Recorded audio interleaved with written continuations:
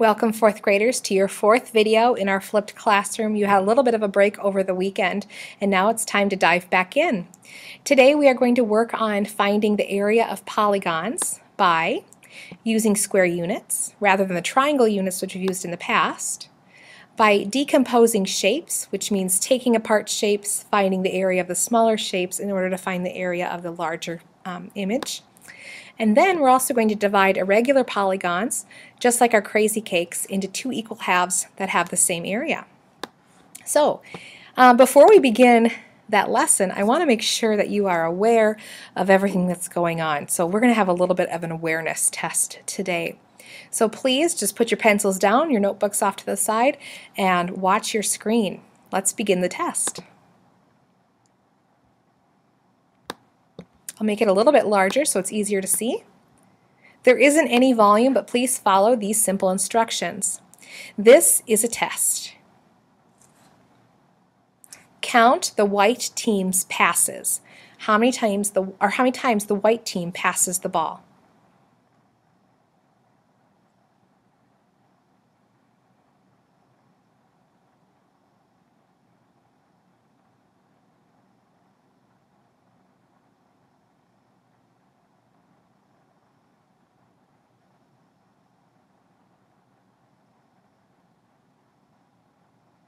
Did you find 13 for your answer?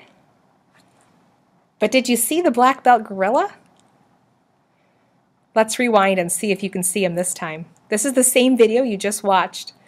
This time don't focus so much on counting the white team's passes, but just watch the video. Here comes our friend, our black belt gorilla. He's got some pretty great moves. Don't miss the obvious. It's hard to miss the obvious, or it's easy to miss the obvious if we don't know what it is that we're looking for. And that, I think, applies to our lesson today. We need to look for the square areas within our shapes. So the polygons that we're going to take a look at, sometimes it's not going to be so obvious what the area of this shape is. We're going to have to find those squares or put together two triangles to make a full square. So let's begin our lesson. You can now take your notebooks back out, and with your pencils, please write at the top of a clean new piece of paper 4.4 decomposing shapes. Our definition we're working on today is called square units. And we did talk about this today when we first introduced our math lesson. Previously we've been working with triangle units. Now we're on square units. And the definition of a square unit is just the standard unit for measuring area. And here's a quick picture of that. So imagine this on your geoboard that we worked with today. How many area or how many square units make up this figure? The answer is 9.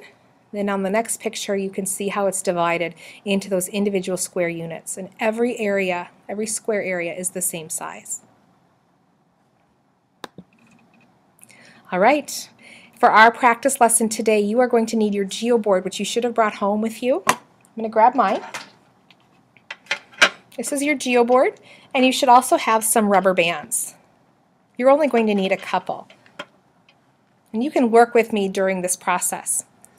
All right, this is a geoboard, and I would like you to please make the largest square that you can on your geoboard with your rubber bands. I'm going to do the same thing.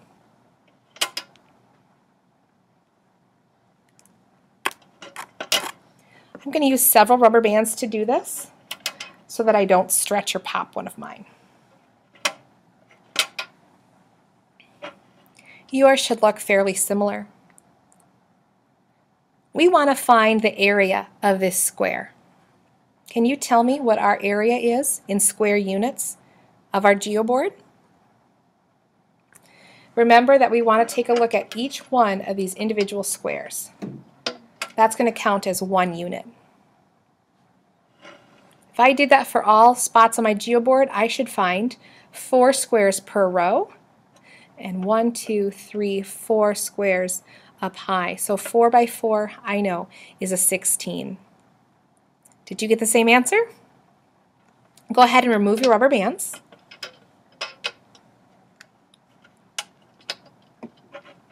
If you got 16, you are well on your way to finding area. Now I'm going to see if you can copy the shape that I'm going to make. I'm going to start on one peg in the upper corner, and I'm going to drag it down to a second peg. I'm going to go 4 across and 1 in.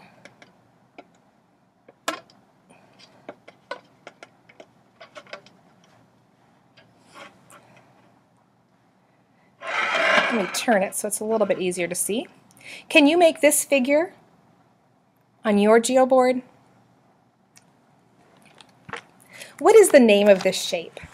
Let's see. It has 1, 2, 3, 4, 5 sides.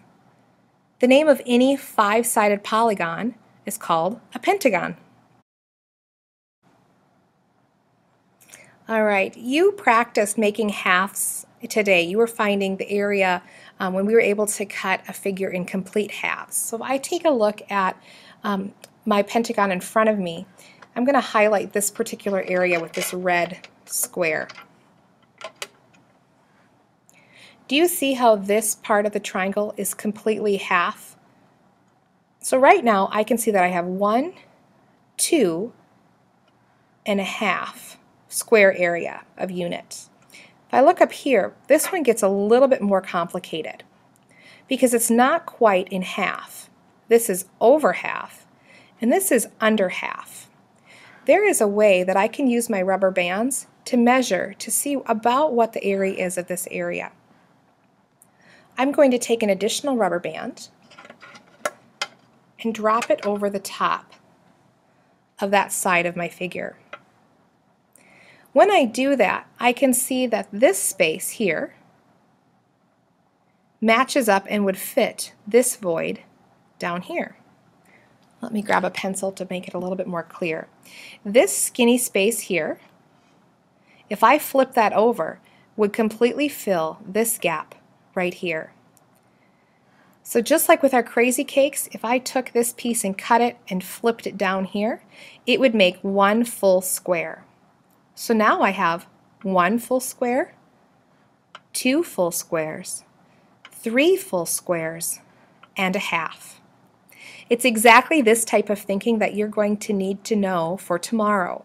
We're going to be working by making shapes on our geoboards and using additional rubber bands to see if that's going to help us isolate or break apart, decompose our figures.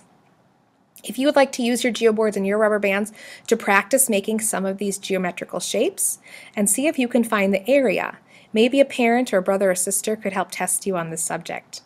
That's all I have for you tonight. Good luck. Have fun.